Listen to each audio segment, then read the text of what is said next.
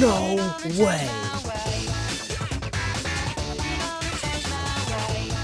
My name is Forginal, and today we are looking at everything there is to see outside the boundaries of Sonic Speed Simulator. There's actually some pretty cool spots that we can get to, and we will also get to see how this game works in relation to the different worlds. It's very easy to go out of bounds, so I recommend you guys try this out for yourself. With that being said, let's start off in Green Hill. The first thing we're going to do is make our way to the World 2 portal for the Lost Valley obby. If you go to the left side of the portal and walk to the left, you can clip out of bounds. Now all you have to do is jump up here to get to the top of the portal. And just like that, you're out of bounds. You're free to roam around wherever you'd like behind the invisible wall. The first thing we're going to do is use this tree to get a super jump. If you walk up this tree and then do a spin dash jump, you can get an insane amount of height and speed. And if you glide this way, you can actually see the first Green Hill obby off in the distance. The cool thing here is that you can actually land on it as if you were doing the obby normally. The only difference is that the Green Hill portals won't teleport you because you are already in Green Hill. Another cool little thing is that you can actually make it to the end of the obby and collect your reward for 500 rings. Here's something interesting. If you get a super jump off of this tree and float to the island on the right, you can actually see some floating boost pads and springs. I have no idea why these are here, and sadly you cannot interact with them. If you do another super jump off of that tree and go to the left this time, you can actually land on top of this pillar.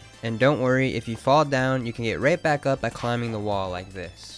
This is a pretty cool spot. You can see the entirety of Green Hill up here. But if you boost out straight this way, you can go around the invisible wall and get over here by the water. You can't really go that far once you land though because of the invisible wall, but you can run all the way this way and explore out of bounds. You can see over here on the ground and the wall, they have snow instead of grass for some reason, and there are also some weird looking holes in the ground.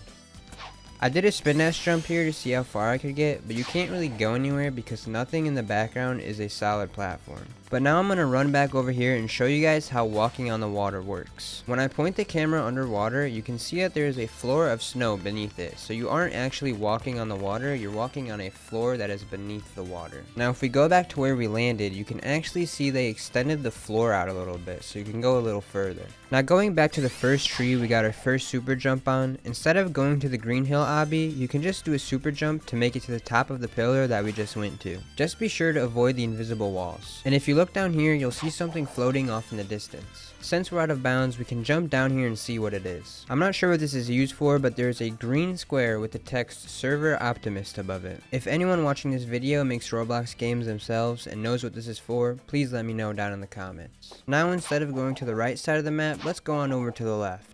All of these green hilltops outside the map are solid platforms that you can walk on. You are also able to walk on all of this floating water back here. This is definitely different water from the other part of the map because when you point the camera underneath, there is no solid platform underneath it. However, you can see a very small blue section below you. Next, I went over this way and jumped inside of this waterfall for some reason. And as you can see, you can jump on top of all of these green hilltops. Pretty much all of them outside of the map are solid. And you can also walk on all of this water here. These brown walls you can just walk right through because they were only made to be seen in the background. Now if you come over to the corner of this water and jump over to this pillar here, you can actually see the loop on the left side of the map and the place we jumped to out of bounds earlier. If you do a spin dash jump, you can actually make it over here, and if you're struggling with the super jump, this might be an easier method for you. I was surprised when I did this, but you can actually make it all the way back over here from that side, so you could technically do a full loop if you wanted to. And you can also jump to the top platform, which you normally wouldn't be able to do from the right side. There isn't really anything to do up here and you can't go too far, but it's still a cool little thing to look at.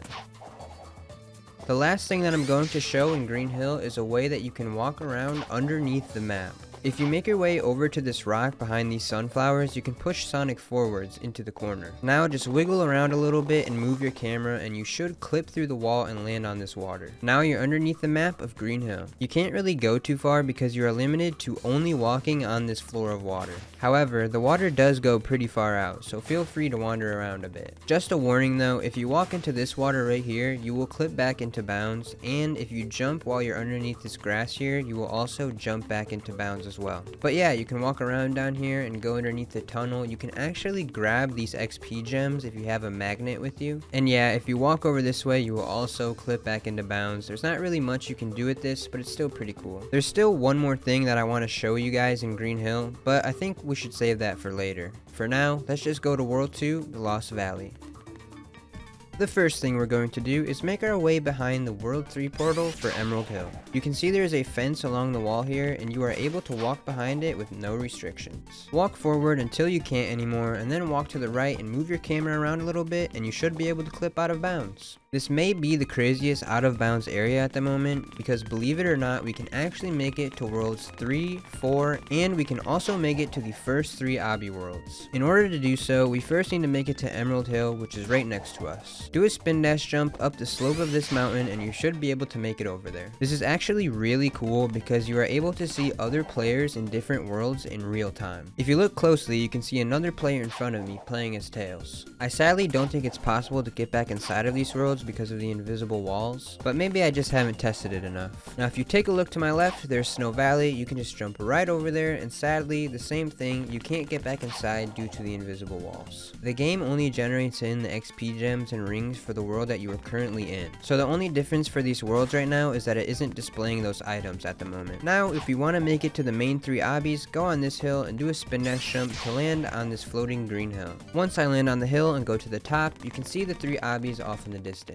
Just do a spin dash jump from this mountain and you should be able to land on any of the 3 obbies you'd like. The cool thing about these obby worlds is that the ceiling is open, so you can see other players completing the obby and the players can see you as well. I'll walk around the top of each of the obbies so you can see what they look like from the above view, but sadly while I was recording this there were no players in any of the 3 obbies. But that was the first obby for World 2, here's the obby for World 3, and over here is the obby for World 4. Now there's one more thing that we can get to while we are out of bounds over here. If you go to the middle obby for World 3, you can do a spin dash jump to make it to the sand hill off in the distance.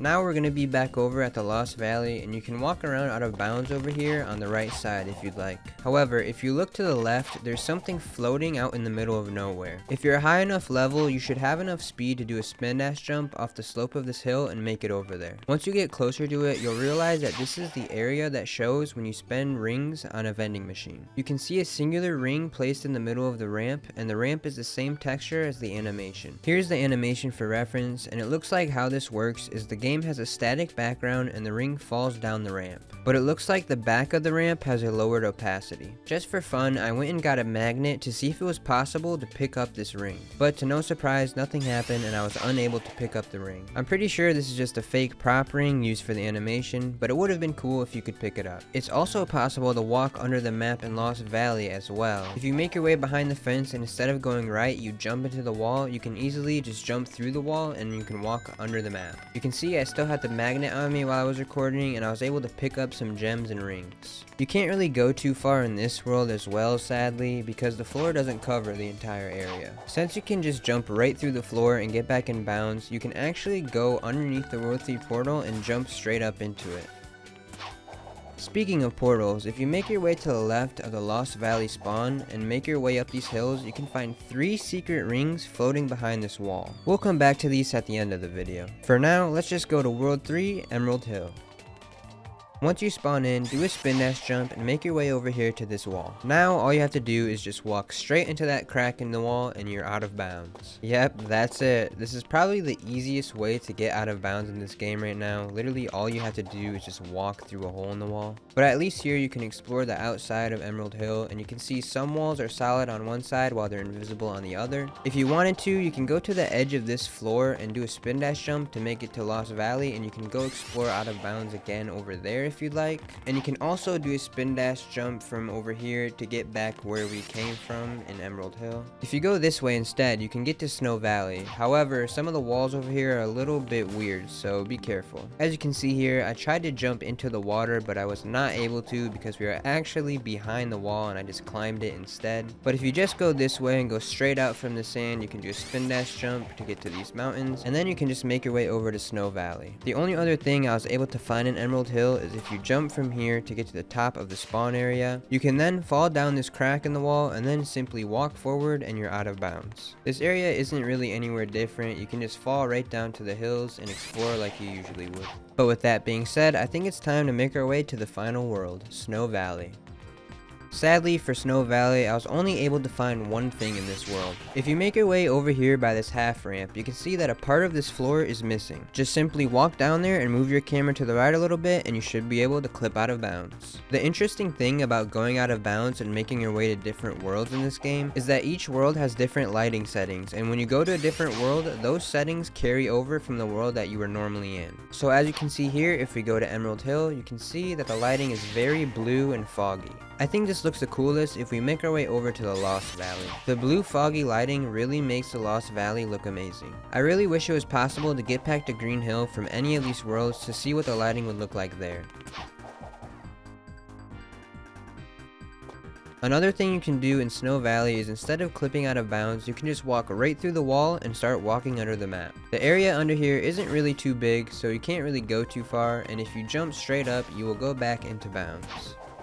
I just have a couple more things to show you. If you go back to Green Hill and do a super jump off of the tree from earlier and go directly behind you, you can actually land at the highest possible point in Green Hill. It's kind of hard to actually land at the very top, so if you land on this one, just jump up here and walk to the top. And yeah, here we are at the top of Green Hill. But that's not why we're up here. If you turn around from here, you can see the Lost Valley out of bounds hills. At first glance, you would think this is impossible, but this is a speed simulator and you can only get faster. Perform a spin dash jump, and if you are a high enough level and have enough speed, you should be able to make it across and get to Lost Valley. This is definitely my favorite thing that I found while exploring out of bounds, because you're able to get to every single world from Green Hill. I really do wish it was possible to go back in bounds from any of these worlds. If you guys want to mess around and try to do that, and if you can manage to do it, please let me know down in the comments, because that would be so cool. But now it's time to show off the final thing that I was able to find while exploring out of bounds. If you go behind Lost Valley, you can see 3 secret rings just floating in the air. The one in the middle and the right say Lost Valley, but the one on the left says Lost Valley Obby. Now if you've explored the Lost Valley, you would know that there is no such thing as a Lost Valley Obby. So where would this take us? Well, let's find out. If you jump in the portals to the right, nothing will happen and they will fling you up or down. But we are actually able to enter the Lost Valley Obby portal. As you can see here, I got launched into it and it teleported me to this random spot in Lost Valley. A timer also appeared at the bottom left of the screen. I'm guessing this is just filler for now, and we might possibly see a Lost Valley Obby soon. Well, that covers everything. If you guys enjoyed the video, don't forget to leave a like, and if you would like to see more videos like this in the future, maybe hit the subscribe button. I don't know. I upload twice a week on Sundays and Thursdays, 11:30 a.m. CST, and I also stream live over at twitch.tv/Forginal. Thanks for watching.